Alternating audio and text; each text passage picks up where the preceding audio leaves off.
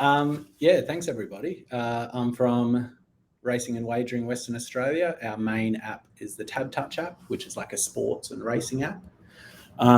And today, yeah, I'm excited, feeling excited, which is a good thing because we're going to be talking about feelings today and Figma and how the things work together. Maybe there's some AI in there. We'll have to wait and see, Rory. But yeah, first off, thanks to Michelle for an awesome first presentation, getting us kicked off. I think that was really insightful and really interesting to see all the mixed methodologies. What we're going to be talking about today is basically, in my talk, Figma, feedback, feelings, the 3 Fs. This is something that I'm pretty passionate about. Working in UX for a while now, a few years, the main thing that I encounter is, I guess, that feedback loop and that feedback process. And I guess one thing that I've noticed working within different teams and with different designers is that there's obviously underlying feelings that need to be a consideration. So why do we mention Figma specifically? I guess we all know Figma is that UX design tool, whether it's Figma, Sketch, or Adobe XD, rest in peace. The main thing is it's a tool for getting your prototype out there. So it can seem sometimes a little impersonal. We develop up a prototype, maybe it's sent out in isolation, and then the feedback waves start flooding in. So that covers the Figma. Feedback, yeah, whatever methodology is used. Sometimes it could be just some comments sent through. So I guess more on the impersonal side. There's the direct feedback, the conversations you can have. And then you've got the other ones where maybe you're pitching to an internal group and trying to gather some internal feedback. And the last thing we're looking at is feelings. So pretty self-explanatory, that one. I think it's just about the consideration for the feelings of the people giving the feedback, of the people receiving the feedback, and that entire process. So next up, let's start with the feedback side of things. So I guess working in agile methodology, there's a lot of conversation around that feedback loop, multiple iterations, and I guess that entire process. We know that's a circular process, and that's what the loop entails, that we keep on coming back. There's multiple revisions of the design, multiple levels of feedback, whether it's customer feedback or internal feedback. But one thing I wanted to discuss is we talk about, in the agile methodology, failing fast and going through all those iterations and then failing, but it's okay because we failed fast. And just a consideration of, I guess, even how aggressive that language is. We failed, it was a failure. So that coming back to the designer, that can be a bit of pill. If you imagine, well, you don't need to imagine, I guess, working on the design side or even on the product side, you know the amount of work that goes into a prototype. So you're trying to validate the concept in which you think will be successful. And then once it is unsuccessful, there's that terminology of failing fast. We save some time, we failed really quickly, and we can move on. But I guess before we move on, the consideration needs to be that we're labeling a design a failure. Is that appropriate? Do we need to look into that a little bit more and how we deal with that, and maybe make it a little bit more personal, not so impersonal, and just moving on quickly and disregarding the work that's been done. So yeah, that's what I mean by the feedback loop. More feedback and more input and more research. I guess that's the discussion around qualitative versus quantitative. Sometimes it can be beneficial to have a lot of feedback, but what I'll be talking about a bit further is the quality of that feedback. So from a design point of view, the UX designer, how valuable is that feedback to them? And for anyone giving feedback in the product space or any other space in the UX development, how valuable is your feedback? So that's another consideration that we need to look at. But yeah, internal feedback. I thought we'd jump on to looking at internal. What do I mean by internal? Obviously, you've got people within your organization. Maybe it's within your team, maybe it's wider. So subject matter experts, people within the wider team and the organization giving you feedback on the design. So how can we improve that? There can be improvements in the way that the feedback is delivered, and there can be feedbacks in the way we accept the feedback as well. Sorry, we accept that sort of delivery.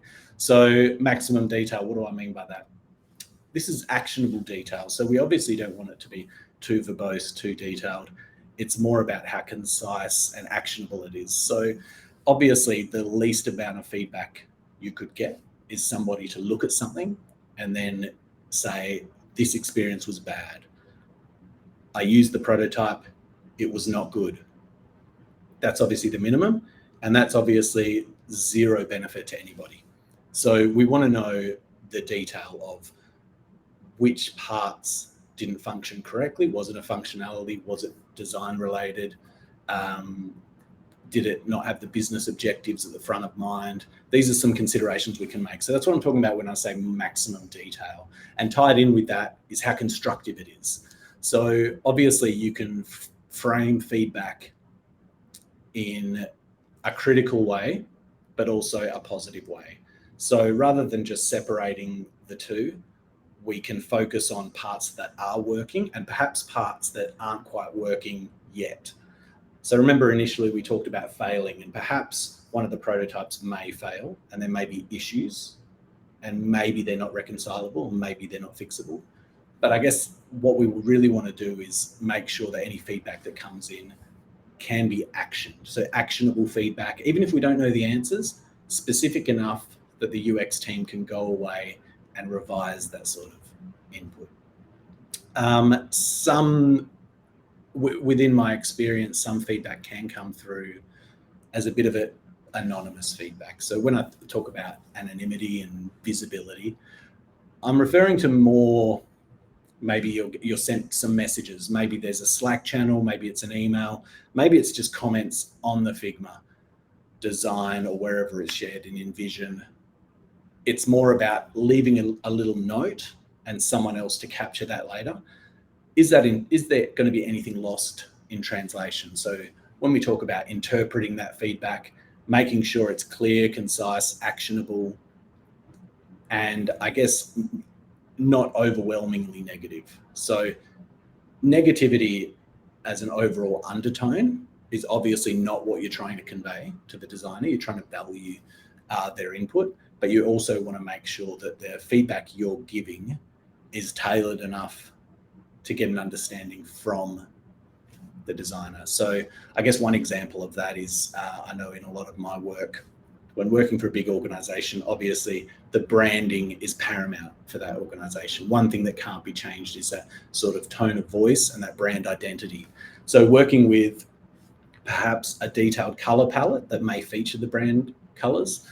Previously, I've had examples where the feedback on some prototypes has been, we don't like this because we don't like the purple.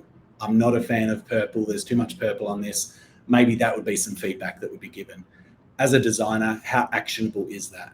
Of course, we can adjust the ratios and the blending and I guess the visibility of the brand colors, but we can't change the brand colors. So is it unreasonable for someone to implement, I guess, from an internal point of view, their preferences, their favorite colors, things like that? As designers, we know that obviously it's for the customer and we're trying to appease them. And you have those brand considerations to make. So that's probably an example of feedback of, I guess, knowledge of the domain, and the person giving that feedback is trying to be helpful, but they're really, I don't like this because of these reasons. And it's, I guess, on both parts to both communicate that effectively, to understand branding and the marketing behind that, but also from a UX point of view, a bit of education and explaining that our hands are tied in some things we're doing and there are business outcomes to be considered. So that's one thing. But yeah, the next thing, I guess, is just the accountability. So knowing that as someone giving the feedback, you're accountable for how you're portraying that feedback and how much of an impact you're going to have on that UX design and research process. So it's about effectively communicating business outcomes and things like that. We're talking internal still here. So it's about owning that. And then from a, I guess, designer point of view, owning that communication is clear and those conversations, I guess, not only are documented, but are actionable. And yeah, never personal. So I don't like what you have done, things like that. Bring a personal element to it. Obviously, you would never direct it at you as a person. The design is in isolation. The design is a product, a culmination of all that work within the product or UX space. It can have multiple inputs, multiple people working on the project, generating a prototype. It's not a reflection on a single person. So being, I guess, demonstrative or communicating with someone in such a way that maybe that culture could be damaged by a way that you're approaching that. So just making some considerations of the way in which we converse with the designers and understand that they put a lot of work in, there's a lot of moving parts, and there's a lot of consideration, and that what we're looking at is an end product. And the more detailed that feedback can be, the more we can build on that, rather than making it about someone's personal skill levels or style or ways of working. So that's one thing. And then I guess the opposite of internal feedback is external, and the main thing we look at that is user feedback. So the U in UX and is the user or the customer, but the user of the product is who we're talking about next. And this is where it's quite different, I guess, because as we were saying previously, we don't have a lot of control. We don't really have any control over the users. It's sort of, we're valuing what feedback they're coming back with. So obviously the customer's always first, customer-centric design. What we're looking at is putting the customer at the forefront. The customer is the user. So trying to appease them and give them exactly what they want. So really listening. So some feedback that I've had previously when doing, I guess, in-person interviews or maybe in-person testing. So you're physically there with a person. That makes it a lot more personal. And one thing that I've found is that without good structured objectives and questions, there can be a level of ambiguity and people sort of going through the motions. So if you imagine you're having a conversation, it feels one-on-one, you're showing them a prototype and you really want to soak up any information they can give you. If you're asking general questions, like what do you think of this prototype? How do you think it works? Things like that. I've found a lot of the feedback is usually, it's nice. Oh, that's great. Yeah, it's fine. So it's fine. It's great. Overwhelmingly positive. And I guess the consideration from a personal point of view is that that's a person, you're a person. They're trying to be nice. There's that level of, I guess, being polite and saying, oh, that's good. There's no problem. But what we really want from them is not only to outline problems or even successes, but to really detail that. So that's about, I guess, asking those more detailed, nuanced questions. So the other issue you run into, not only is it personal, but I guess sometimes the person will have that being a little bit too nice is because they're coming in to help. They're sort of being paid for a service, either directly or indirectly, and they're doing some tests for you. And so that's where the politeness comes in. So it's sort of like, oh, well, I'm getting paid for this. So to do a great job, I'll just say that everything's great. So from the user's point of view, they think they're doing you a favor, when in reality, as working in UX, we know that none of that is valuable. So it's all about how we really take a deep dive and get, I guess, value for money from that customer input. We know how difficult it is to get that detailed customer feedback, and when we are working one-on-one, we really need to ensure that what we're getting is value. So if the feedback you're getting back isn't very actionable, isn't very valuable, then maybe it's the designer asking not the right question, or the UX research not triggering the right responses because we're not asking the right question. So bad answer or bad question, that's where that comes in. And it is ultimately the most valuable thing. So customer is key. It's mentioned twice, obviously, because it is so important. But when we're talking to those users, that is the most valuable stage, and getting that direct feedback is critical. So the better the process, the better the outcomes from that. So that's the most important thing. I've spoken previously a little bit about whether taking things personally. I guess one thing that I've noticed, so these are all just from my own experiences, and I'm sure everyone's varies, but everyone's very different. And some people I've worked with respond really well with direct feedback. So it can be, very short, very concise. You've done this design. I think these 4 things aren't working because of this, and that can work quite well. Personally, I'm a little bit like that. I don't mind the direct feedback, but then I've worked with a lot of people who don't like that. Maybe they've built it up in such a way in which they think they've made all the considerations, and then if the feedback's very direct and it's sort of shutting down all that work, and they sort of can't articulate why those decisions were made or how they ended up at that point, it can feel personal to them. So the main thing is everybody is different, and we need to make considerations for that. So how we converse with other designers and how other people within the business converse with the designers. So throughout that UX process, sometimes what I've found, it can actually be easier if you're presenting or you're pitching or you're testing a design that's not yours. There's a slight disconnect. So obviously as a team, there may be, you've had some input, but maybe the design was from someone else in the team. They weren't comfortable doing the presenting or running through with customers. Because it's not yours, you can make that disconnect a little easier. So sometimes that can help.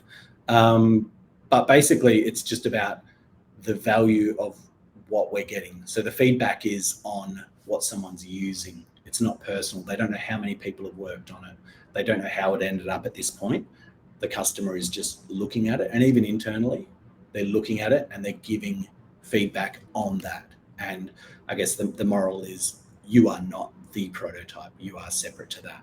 So people taking things personally, I guess, is something everybody needs to work at. It's not a matter of changing the way you receive feedback. It's trying to, I guess, empathize with that person, and more on the person giving the feedback, a bit of education and how well they know the person they're giving feedback to. Internally, there's really no excuse for that sort of thing, because obviously you have an opportunity to get to know people who you work with, and that's all about workplace culture and things like that. So I think the more you know someone, the better you can converse with them.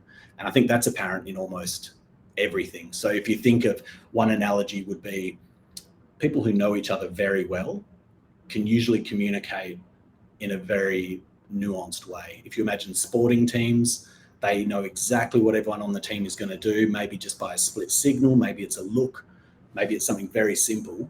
And then you've got people who don't work with each other all the time. They need a lot more. So getting to know people on your team so you can really communicate a lot better. It makes those iterations faster, and it makes getting feedback on those prototypes a lot quicker. So when we talk about being on the prototype and not on about the person, it's about knowing that person first. So feelings, the last F. So as I've spoken about, empathy is key. So try and put yourself in their shoes. So it's a tough one. Being a UX designer, you're presenting a lot of work all the time, usually your own work. So imagine you're crafting a process, you're trying to put it out into the world, into the business, testing it, getting feedback, and then redoing that. So that loop, you need to really be good at that process and get better and better. And it's about evolving as designers, and it's about evolving as developers and product teams, and how we communicate. So it's about, is it construction? Is it constructive? Is there a solution somewhere in there? And how can we better communicate as a team? So I really think it's more about a team culture, knowing who you're talking to, knowing how they work, sitting with them, understanding that end-to-end process can help the way in which you give more targeted feedback, and can help in the way that you deal with those people. Everyone's unique, and just trying to put yourself in their shoes and see how you can better that process. So improvements. We want everyone to get better. We want the whole process to get better. We want the communication to get better. This is just a little bit of a summary. So what we've been talking about, and this is all from my own experience, basically, is empathy, like we were saying, giving feedback and receiving feedback. There's ways to improve both. And I think the more we do it, and the more different people we work with can improve that, knowing others' ways of working, improving the culture of your teams and the way in which you work. That's important. Being accountable, following that feedback through to action. How did it go? What was the user feedback? Did we make any inroads there? I think that's where a lot of it comes in the consideration of other people's feelings, and as a designer, managing your feelings and I guess conversing with that audience as well. If you're receiving some internal feedback or even customer feedback that you think might be over the top, try and put yourself in their shoes, try and understand where they're coming from, but also communicate to them that maybe you don't respond to feedback in that sort of way and you'd like maybe more of a dialogue. Maybe you could sit with them, maybe you could go through the designs in a more personal way, more one-on-one rather than meeting room pitch style.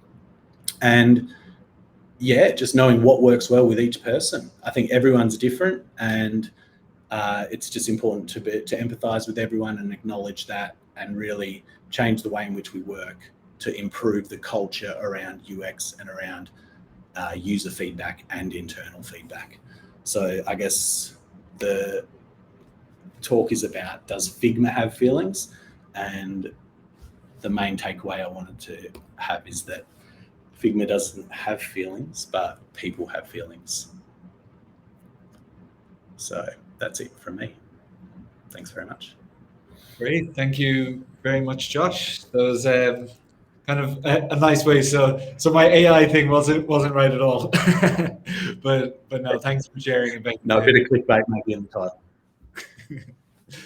Great. So yeah, if anybody has any questions for Josh, please do feel free to just type them in whichever platform you're watching on.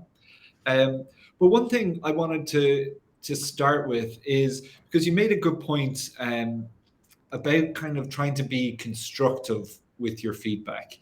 And often I know, particularly clients, they might not have the background or the experience or to know exactly where they should be pointing to and to give that kind of constructive feedback. So how do you try to coach clients on, okay, how about these kind of 5 or 6 or however many kind of topics? What do you think about the layout? What do you think about the structure, the color type, so those kind of things to try pull out that constructive feedback?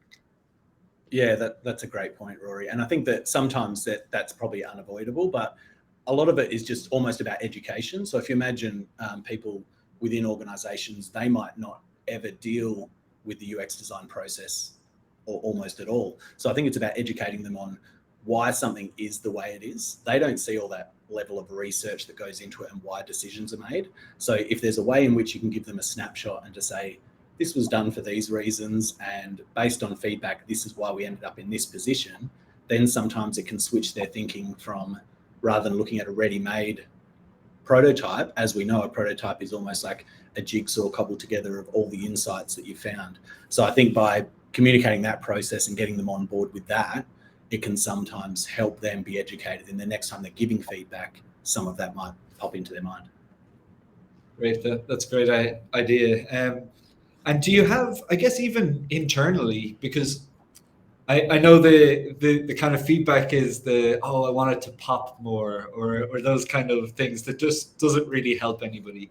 Do you have any, because I think you mentioned, does it achieve the business goals? Is it usable? So, because even explaining the background of how we got there's a million ways of designing something. So how do you have a kind of, even internally with experienced people, a kind of a framework for trying to distill the information or the feedback? Yeah, I guess that's probably a critical one, an age-old design feedback one that we do get. It's sort of like everyone feels like they're a designer a little bit. And sometimes if they try and impart that and it's talking about things like color or balance or the things that probably are hard to articulate the way in which they work, only by experience you would learn them, that you've sort of got to draw it back to, is the thing they're giving feedback on a business goal or a customer goal?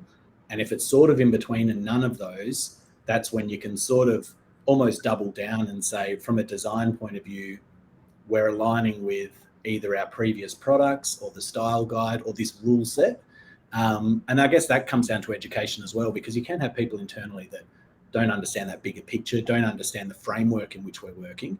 So if we explain to them there's all these different segments and different rules that we're trying to align to get the best output for the customer, then perhaps it will be a little clearer. But yeah, you're right. Sometimes those conversations are the hardest to have because people do want their input. but if it doesn't align directly to those things, it's sometimes a little bit easier for them to see that. Great. No, that's some good feedback. I'm going to just shift to the feeling side of things now. So Radical Candor, I don't know if you've read that book, but it's kind of saying things like the compliment sandwich, the good news, bad news, good news, is just, it gets in the way and it distracts. So just lay out your kind of real position up front. But it can be quite jarring for some people to get that level of kind of criticism up front. So is there more responsibility on the person to become a bit thicker skinned, or is the responsibility on the person giving the feedback? It's probably a little bit of both. It's a good call out, I guess. Obviously, you don't want to make it more verbose and more complex just for the sake of sort of padding these out and trying to pick positive with the negative. But I think it truly just comes down to the person. And I guess, like you were saying, in those sort of regards where we try and make that compliment sandwich, people understand those methodologies now and how they can be delivered, but it still probably doesn't address the fact that some people don't like dealing with that. So it's sort of acknowledging that the people where that's going to work with, you can do it, and direct feedback for others, and that maybe there's a different hierarchy in how you communicate with different people to achieve the same end result. But I'm not sure if there can be any shortcut or alignment on everyone giving and receiving feedback in the same way. I feel like people are so different, and I've seen it a lot with designers who are very passionate about their design and they're all in.